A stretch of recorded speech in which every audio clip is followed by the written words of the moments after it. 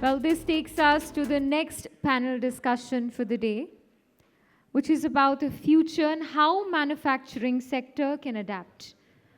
The topic is Unravelling the IT landscape for the manufacturing sector. To moderate the panel, I'd like to invite on stage Director Frost and Sullivan, Mr. Vijay Matthew. Can we clap and welcome him on stage, everybody?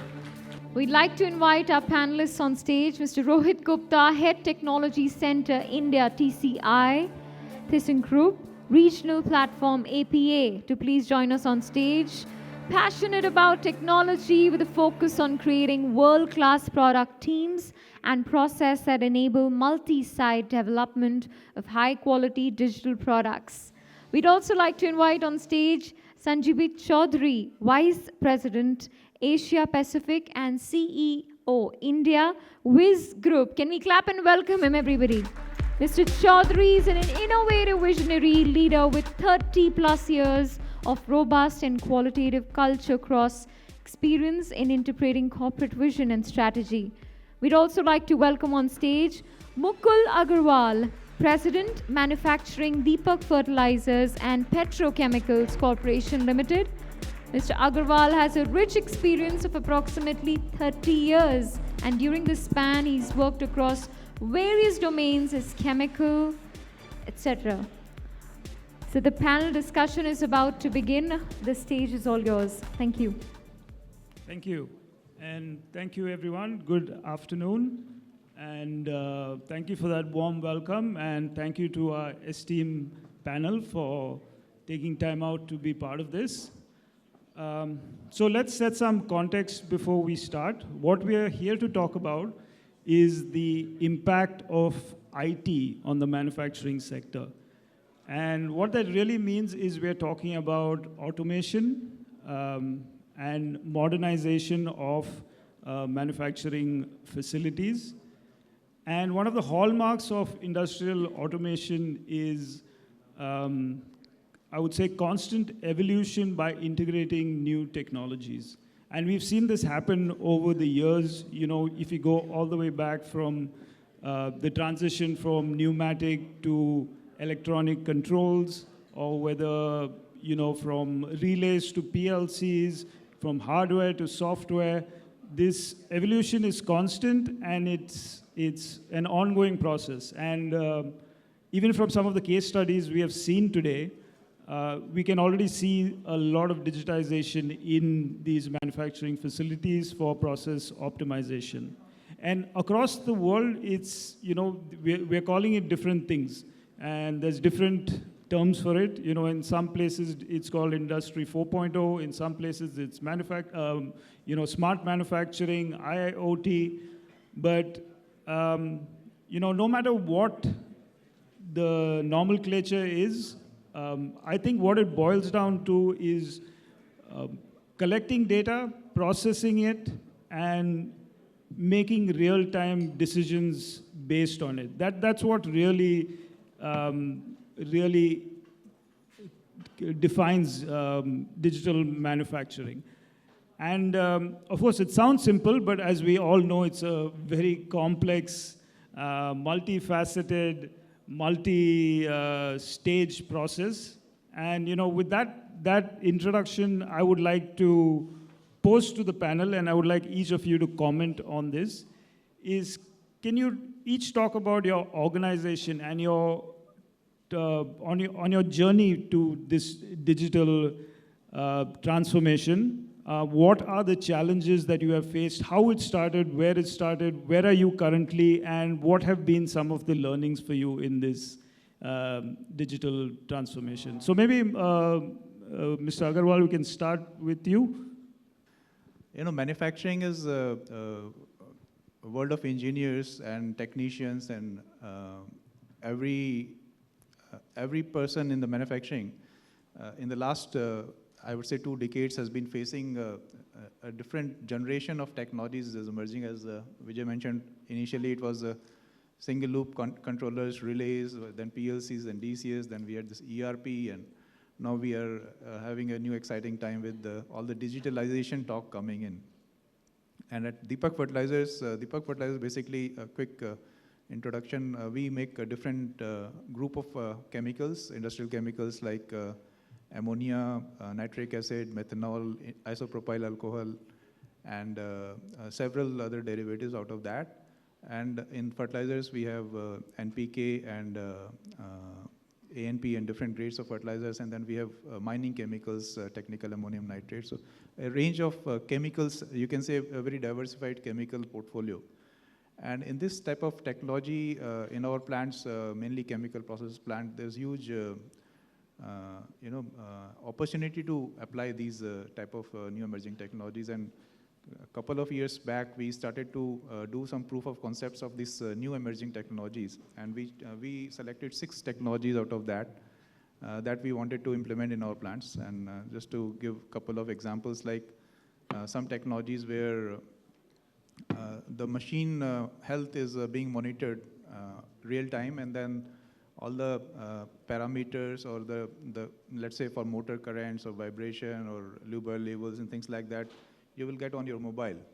And any problems going up or down can be easily escalated. That's another example could be like we had in one of our plants in Mumbai itself, we had this thermal power plant efficiency online real-time monitoring system, which not only gives you the data, but also gives you that, okay, what parameters you can adjust. A simple things also in one of our plants in Gujarat, like e-logbooks, where operator, when he goes to the field, then he just carries a small device. He can just scan and he can get all the data from the machine into the logbook. He doesn't have to write the readings and all that. So then we soon realized, like from the learnings from this, that when we are implementing such different solutions and different platforms, and some of these were startups basically, and some of these came in from a very reputed companies. We didn't had a vision of digitalization. We was trying to experiment with some of these different types of systems, and what we started to do just 6 months back is to set a 5-year vision for our digitalization, and how these systems will integrate, how they will communicate with each other. Can all this data which is coming from different plants be all compiled together at one place? And we have some experts in each of these areas. They can look at the data. Second thing that what we realize is missing is the analytics part of it.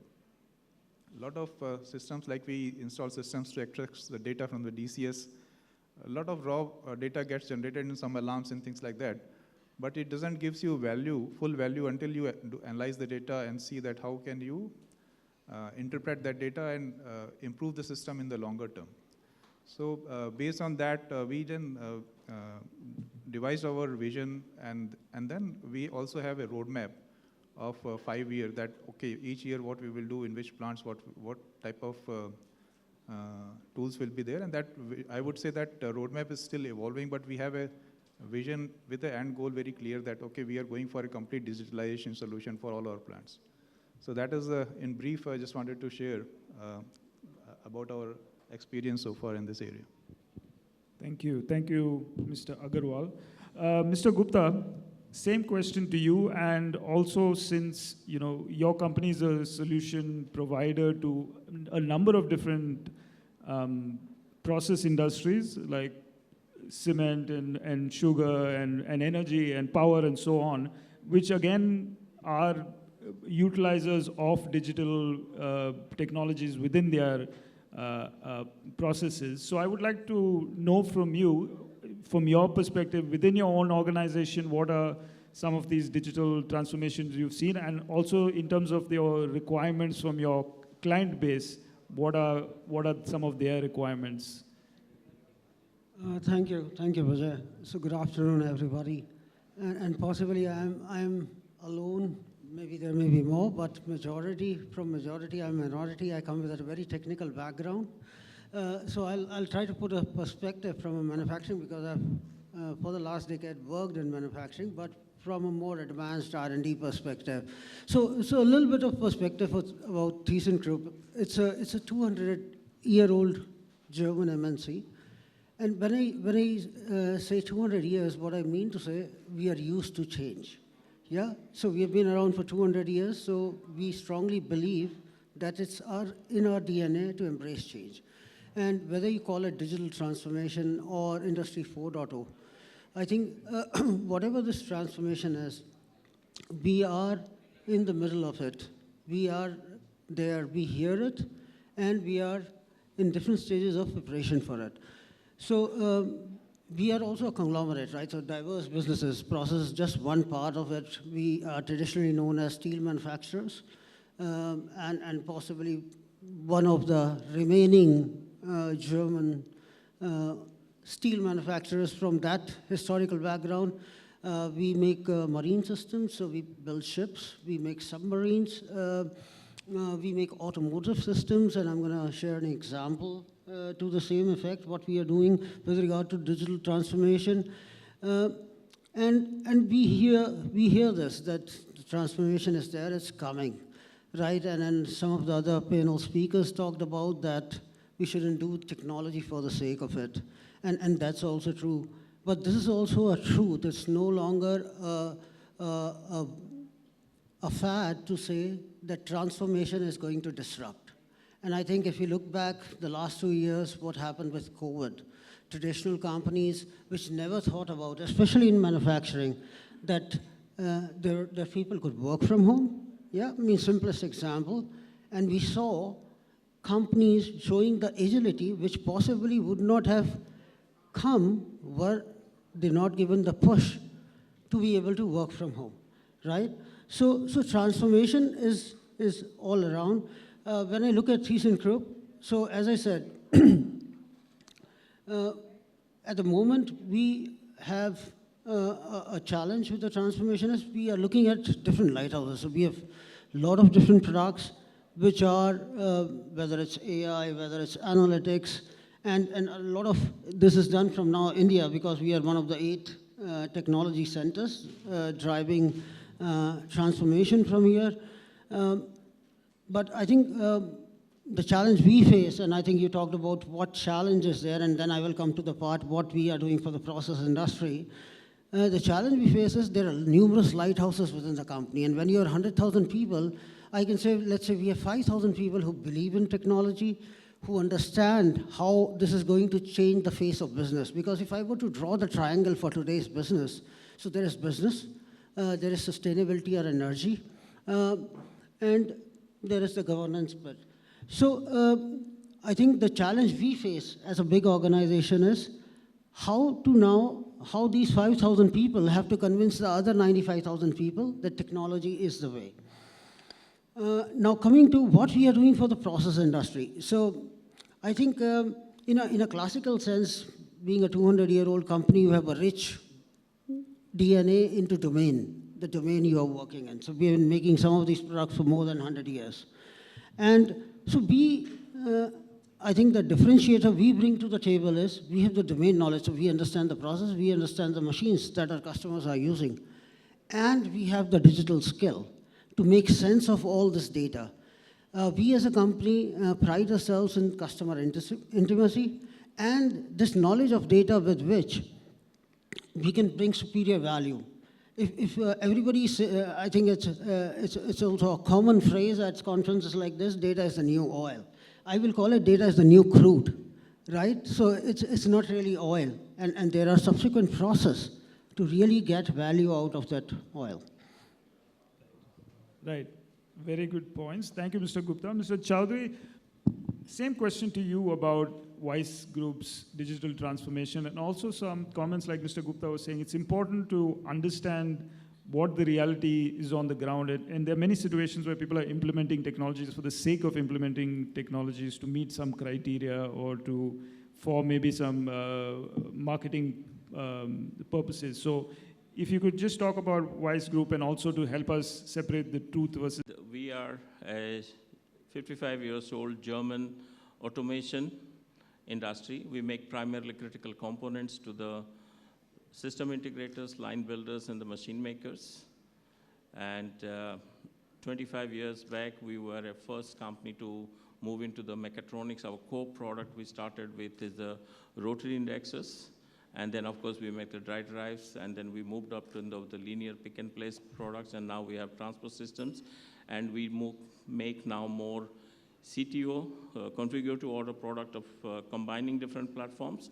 And we also make a ETO, engineer to order product, which is most of the solutions for the automation industry.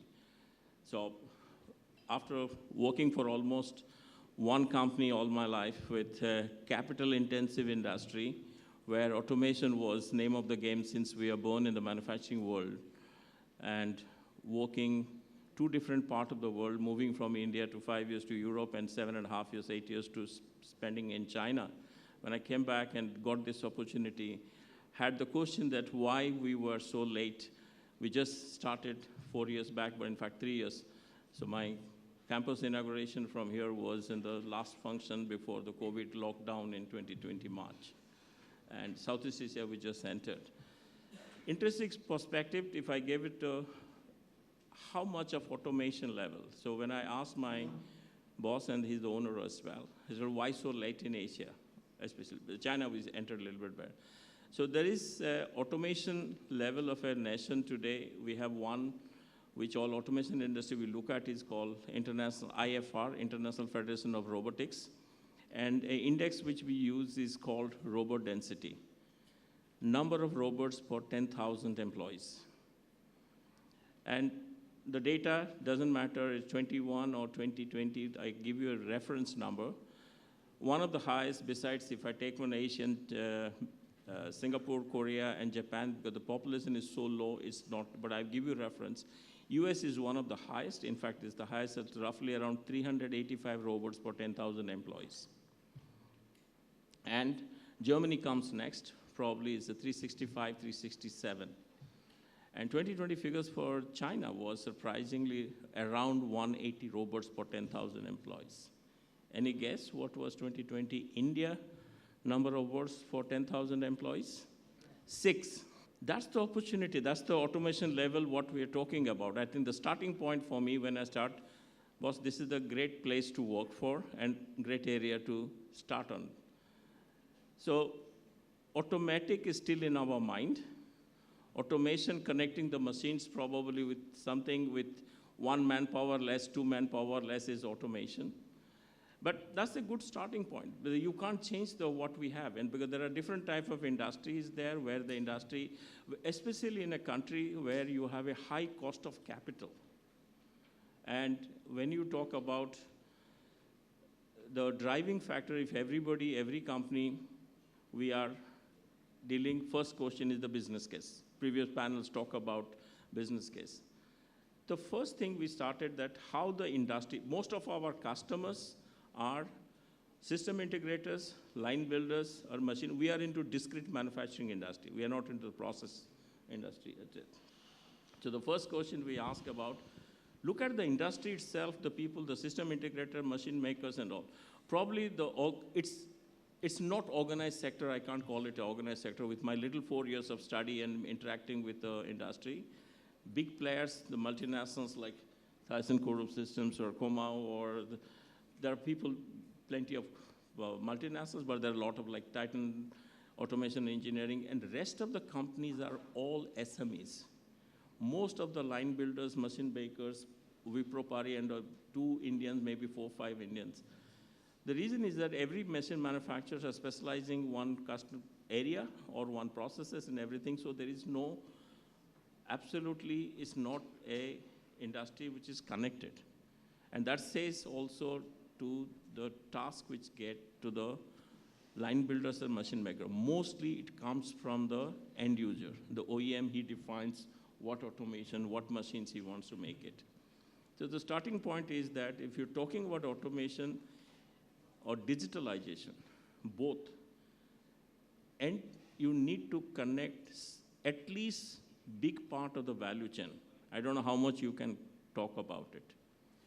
So we started very and in terms of our company, I think the first dilemma I said that if you don't play to the gallery, I can't bring the German technology. If I go to the BMW Munich factory, I see only robots, 500, 1,000, 5,000 robots sitting there. That's not possible in any of the. So we have to bring in something which is, I would call an affordable automation, but it also should be in a way which fits into the current need of from six robots per 10,000 employees to go for. So I think the main thing which we as a company and the digitalization, first step would be probably to go to the smart product, making our product, which is already smart enabled. But there, the challenge coming for me today, my little understanding, who do I sell the smart product of mine, which is a critical components of a automated machine? Who do I sell? Because the machine manufacturers today, or line builders or system integrators, don't take the full product life cycle of the line. They give it to the OEM, and then it's their property. After warranty, it goes off. So where the starting point is there? So is that what they will go? We are equipped. We can do that. We can do the remote diagnostic. So end of the day, if I put it simple word digitalization, it's all about capturing the data. That's the first point, which is possible, which is probably today is the cheapest, probably as most of the people. But the challenge is what data to capture. And what data to capture depends on the usage, because what is important to him. And probably the process knowledge lies with him. Which data do you want to capture? So capture, collate. So you get a data dump. So you need to collate the data. And after you collect the data, you probably analyze. And analyze, what do you analyze? There are many people probably give a service to analyze, but if it's not fitting into the company or industry or the management, that do we need this analysis of the data? So analyze is where IP comes into also. For us, we realize that everybody wants to have their algorithms, which is their own IP, the people who are making analysis. So sometimes the user himself wants to do the analytical algorithm. Then it comes to here the human interference. Once you get the data from the analysis, who acts on it? And that's the management prudence and how important you want to get the payback serious about digitalization. Getting the data, getting the input, getting the analysis. And of course, the last part we don't need to get is a prognosis. That's the part of digitalization. So we're playing a small role. We're still in a learning phase. How do we connect to the end user and this? But interesting journey. I think I will retire sure before that, 6 to, I don't know where it will go from how much, but surely it will go. If China could reach 180, I take always 1/10 of any size you take it of a vehicle manufacturer. So if you reach even today's, it will be still 18, 20 in the next 5 years. That's a huge 5 times automation level will go. Thank you. Thank you. Thank you, sir. So we've talked about a lot of internal factors within your organization, but there are a lot of external factors as well. One thing we can talk about is how ready India is for this transition in terms of these external factors like government policy, regulation, workforce preparedness, skill levels, and India has very strong ambitions as well. As we talked in the previous group as well, we talked about transitioning to a $1 trillion economy by 2030. We talked about, there's also plans to have the manufacturing sector contribute 25% to GDP. Currently it's at 17%. So in terms of these external factors, how prepared do you think India is? And maybe Mr. Chaudhary, since you've had this experience in working with China and Germany, maybe you have some perspective on this? If you ask my personal opinion, the ecosystem exists. It depends on the starting point of an industry, what automation or digitalization and why. So preparedness, if you talk about it, the back end, if you talk about the starting from the capturing industry is very mature, sensors are there, people are there to do it. If you talk about capture also, today we have a bandwidth with the people who can even the data rivers, data clouds, and I think it's their ecosystem. In terms of talent, I think you can't find a better place than if you have 64% of the world Fortune 500 companies, R&Ds are here, and even the hardcore product development and the designs are created in this country. We can't say that we don't have talents here. It all depends on that as a myth of cost of automation and digitalization. The business case, which goes to the boardroom, and how do we translate that into the what? I mean, give a very simple example. We all who are born in the manufacturing industry, we all know how the productivity or efficiency, production efficiency is calculated. You don't know what the third shift reports comes. Yeah? We don't know what's the downtime. We know what's the, today if you go on paper, our capacity utilization comes to that around 64, 65% is a good, is considered.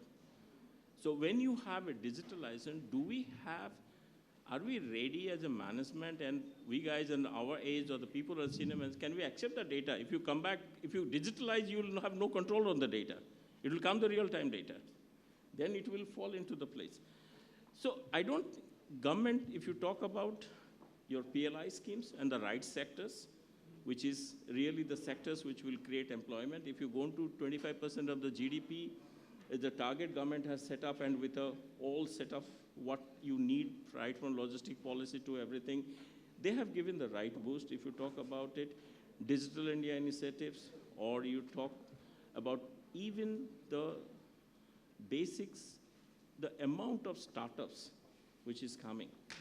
That itself is a building the ecosystem, that a partnership collaboration that everybody, one person, one company need not do it, because we have baggages, large companies have a legacy. So we saw a couple of startups coming in. So I think there is an ecosystem, we are ready, policy-wise. I don't think neither in the competence-wise. I think it's all in the head game. Why do we need it? What's the value in it for us?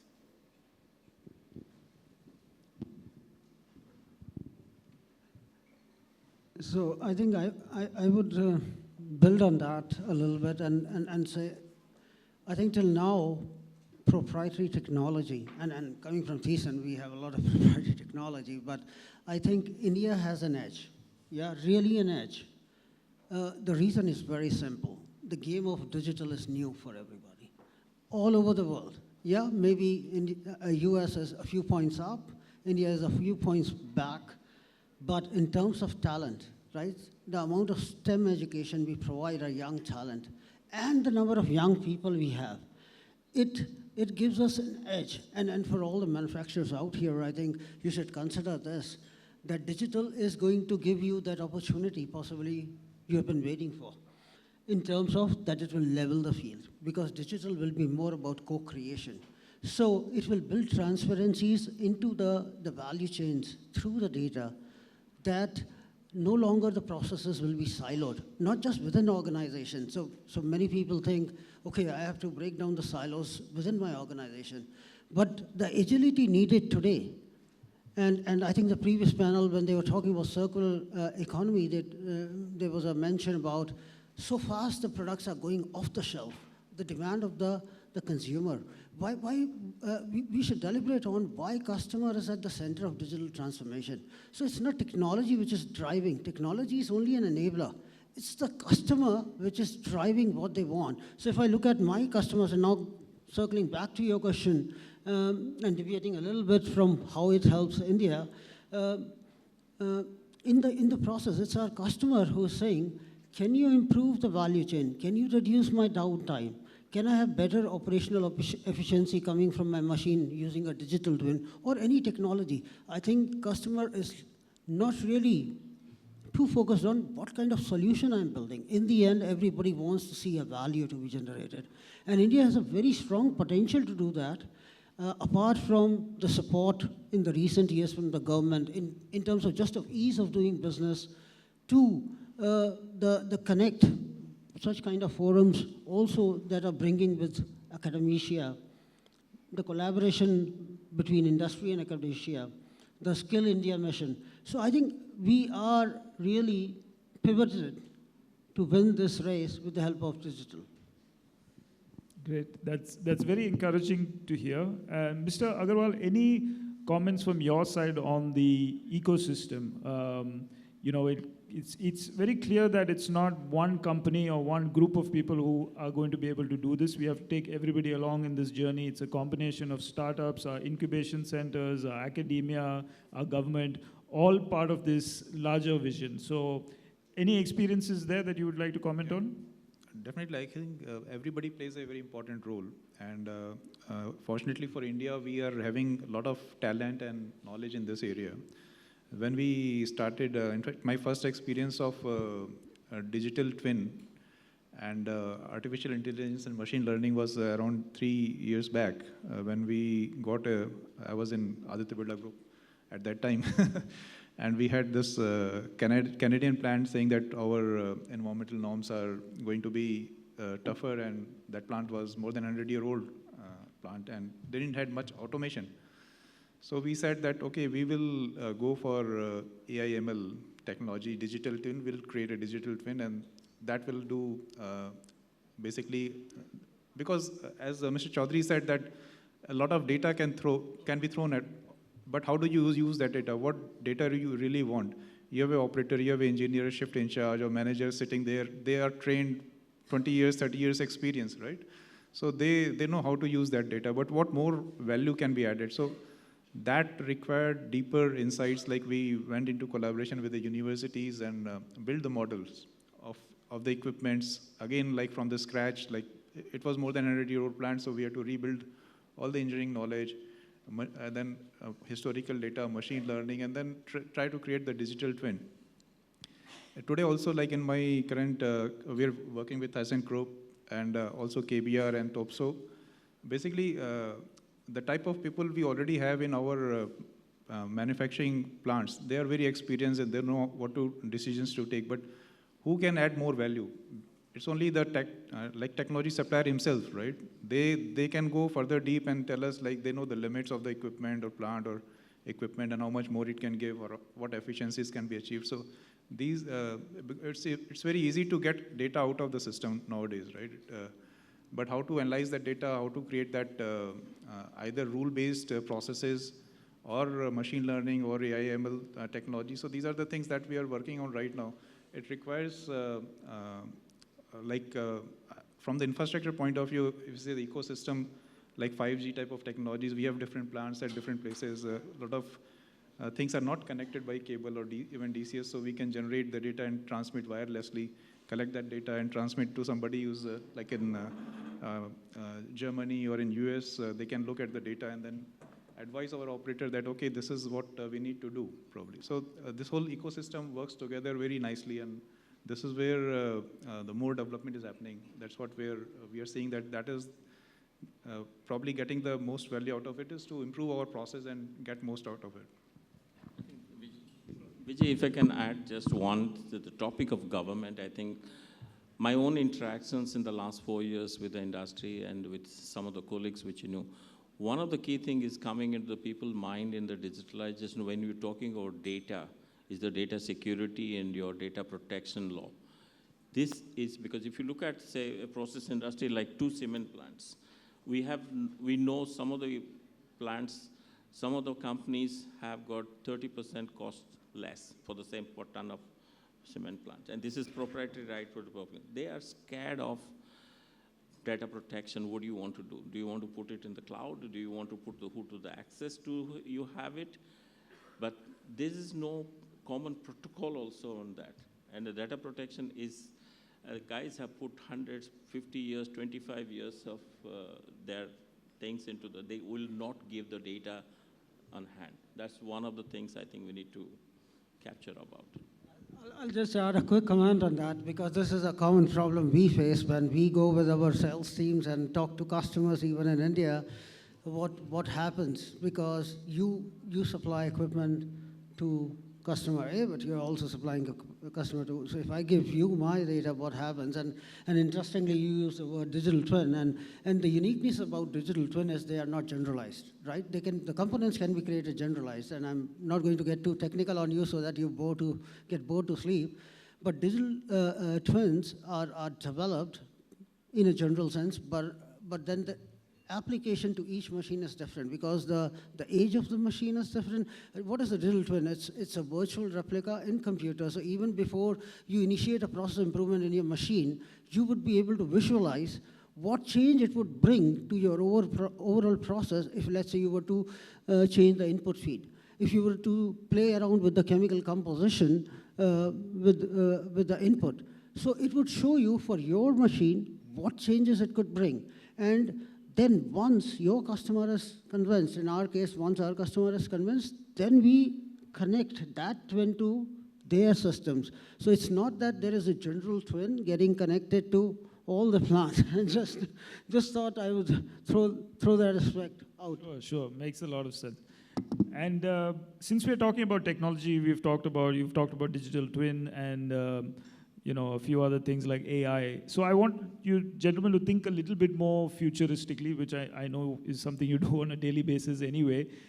So let's say 5, maybe 10 years from now, and when you consider all these technologies that are in place, we already know things like robotics and analytics have a considerable impact already in production efficiency.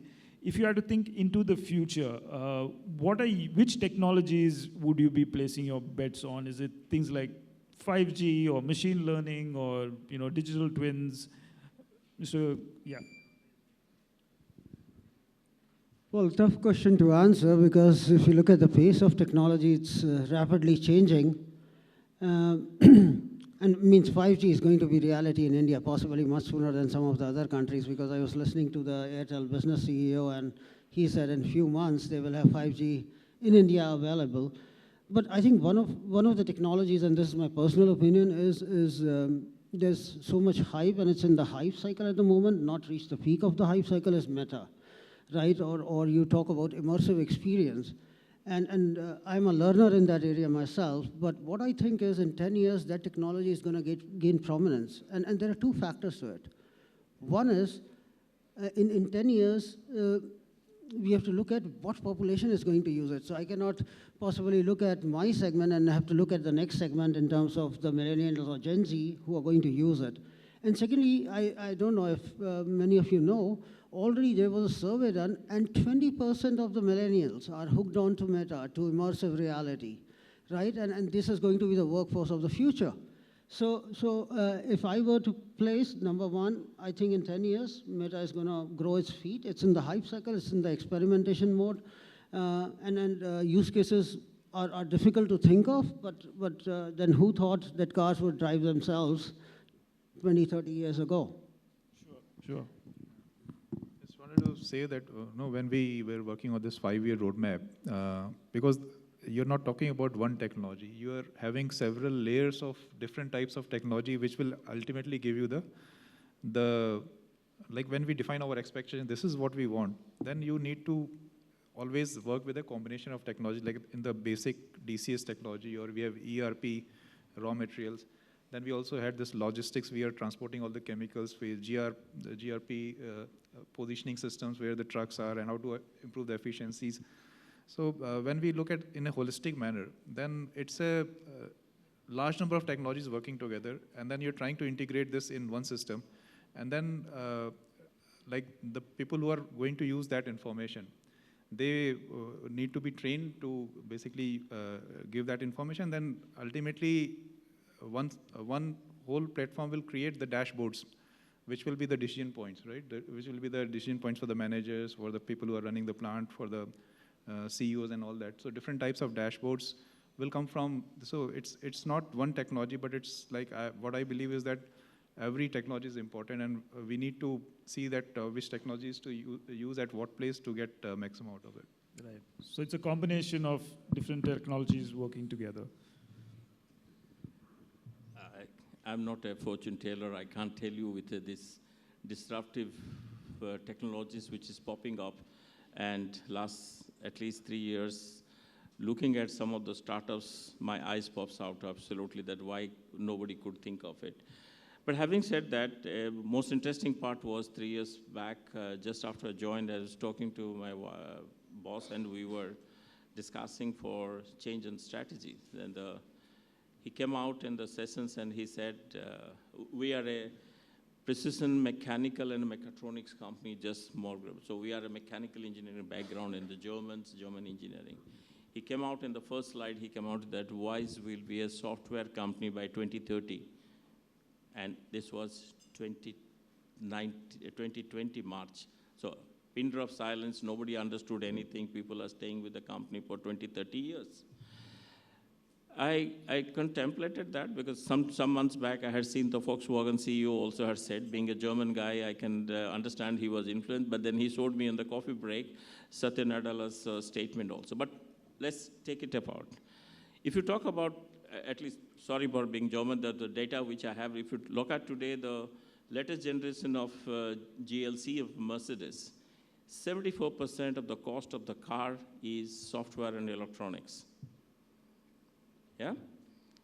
So if I look at my manufacturing industry and the products today also, it's not only car, in any product you go about, the electronics and the software constitutes most. The hardware part is coming down a lot, which is supporting circular economy. If you talk about going about ahead, we are working on, we are moving in the directions that if I tell, hey guys, you have 20 turntables indexes in your line, why do you want to buy another line and give it? Give it to me, I will refurbish, and you give it to any line builder for your next line, you want to build it.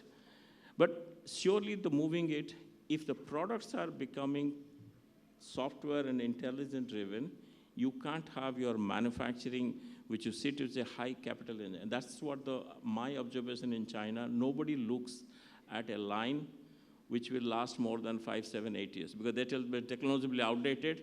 If I buy a heavy, high expensive machine, I will be stuck with that because I cannot upgrade that probably. So it's going to be very, very disruptive. Something Just to add one more context. Your question was 10 years into the future, and I think 5G, you said, is going to be an enabler for that future. But I think also additive manufacturing will hold a special place into the future. Of course, it's come quite far from where it was 10 years ago, both in terms of penetration into the market, but I think again, and it's a combination of factors, right? So it has to do not just with technology, it has to do with how the demographics of the population are consuming technology. And I wouldn't be surprised that in 10 years, you will have a 3D printer in your garages for small things. And that is also something I personally feel is going to disrupt the space which many companies operate in. Understood. Okay, we are running out of time, so I'm going to leave with one last question. How can we, India is currently, if you look at it, we are still at maybe industry 2.0 or 3.0. What can we do to leapfrog to 4.0? What are some of the steps that we've done it before with our communications pig, we jumped to 4G. We have the wherewithal to make it happen. What needs to be done? If anyone has any comments? So I think leapfrogging technology, generalizing possibly is, at least in my opinion, difficult, but I think this is with every revolution, right? So industrial revolution, and you have to keep in mind, we have been proving ourselves on leapfrogging technology, right? So what the West took 100 years as an industrial revolution 2.0 or 3.0, we made a big jump already in the last 3 decades in terms of technology, and possibly harnessed a lot by software. And so I talked about how software is going to be a defining aspect of their company for the future. I think it's not just true. Some realize it, some don't, right? But it is going to be a defining aspect. Means if I were to look at our automotive business, for example, we used to sell steerings that graduated into hydraulic steerings. Today we are talking about steer-by-wire systems, and we are possibly one of the biggest players in that area with 8 billion euros order backlog. For a company our size also, that's substantial.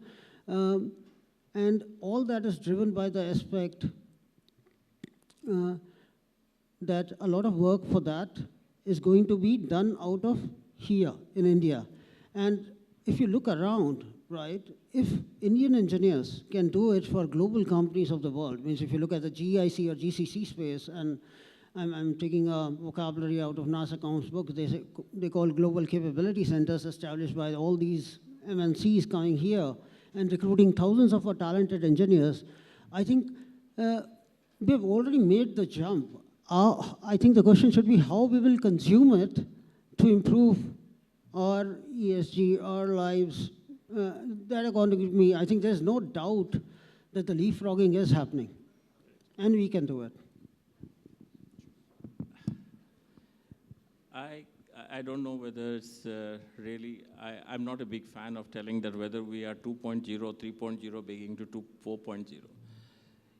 Let's always understand what's the objective and purpose of that and where we are. If it is only for the elite or the size of the company where 4.0, we have nowhere. So I don't really think whether we are 2.0 or 4.0. The real effect on the economy, on the society, and the value chain will come when the digitalization or the 4.0 or you call 3.0 also. Because the tier ones are primarily SMEs today, which is the largest employer also the people today, we're talking about it. So even if you try to do 2.0 or 3.0 to one level down, so big OEMs have thousands of SMEs. How much automation? You go and tell, boss, your target is to put this line for me, you have 5 crore. For 5 years, amortize the thing. But that's one part of it. That's the business sense. The other sense is coming that how do we make an efficient process or putting it, running the waste? But at the end of the day, what's the digitalization brings in the table? So 4.0, should we leapfrog or not? But for me, is I think to connect the value chain, right from backend to the where, which is the base, and bringing it to connecting. It's like very small things we have started.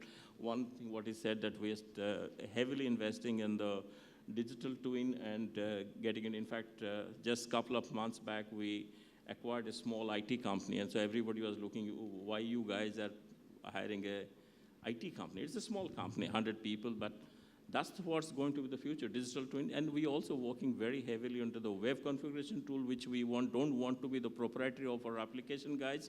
We want to connect to the small, medium size, but also we are talking about, because most of the questions we faced, the people in the remote locations, and especially the MSMEs or small units, what will happen, sir? Who will come and commission service after that? So we are working very heavily on the virtual commissioning. And we let them test with the VR that don't worry about it, you don't need, because our products are already remote fault agnostic, so we can do that. So I think these are the developments which will, instead of, I will not go for 4.0, 5.0, 3.0, irrelevant. Honestly, end of the day, a good optimized value for money to the end customer and to the guy who's manufacturing makes sense. Understood. So Okay. just add one thing to that. Maybe most important thing, as Mr. Chaudhary said, is that purpose. And purpose of what you're trying to do. And key thing is setting your vision towards that purpose, that what do you want from that system? And do you have a roadmap? So if every company thinks that, okay, what is it in it for me? And how are we going to achieve it? That will only create that momentum and then target-based action. So I think every company will have its own individual roadmap. It's not 3.0, 0.4. Somebody talked about 0.5, also 5.0 also. But it's that it will be unique for every company, and it could be what makes sense for them. I'll end it with one example, yeah. So I think nobody can put a score on whether we are at 2.0, 3.0, 4.0, and I think all panelists agree. I'll give an example, yeah. So you can go to Leh Ladakh, and you can pull out your phone and you can make a Paytm or a GPay. Try this in Switzerland. And I can already tell you it doesn't happen there. Yeah, so I think in some way, technology is not the problem, and India has moved past. I think it's the adaptability of technology, it's the embrace and the outlook for technology, and the vision that company has for technology. I think that's where some work is needed. But I think in terms of technology, there are areas we are I can proudly say we are already leaders. Okay, thank you very much, gentlemen, very much for your time. Thank you all. Thank you for that wonderful panel discussion. I'll request you to be on stage.